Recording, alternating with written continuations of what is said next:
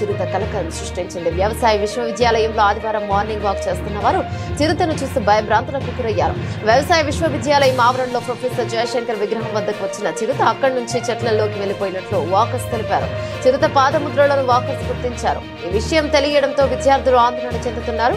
రాజేంద్ర నగర్ లో ఇంతకు ముందు కూడా చిరుత సంచలనం కలకలం రేపింది. 4 ఏళ్ల క్రితం Himayat Sagar voluntary research Hume house సమీపంలో ఆవులపై చిరుత దాడి చేసింది. ఒక ఆవు దూడను చిరుత చంపడం అప్పట్లో తీవ్ర కలకలాన్ని కలిగించింది. ఇప్పుడు ఏకంగా వ్యవసాయ విశ్వవిద్యాలయం ఆవరణలోకి చిరుత రావడం ఆ ప్రాంత వాసులను ఆందోళనకు గురి చేస్తోంది.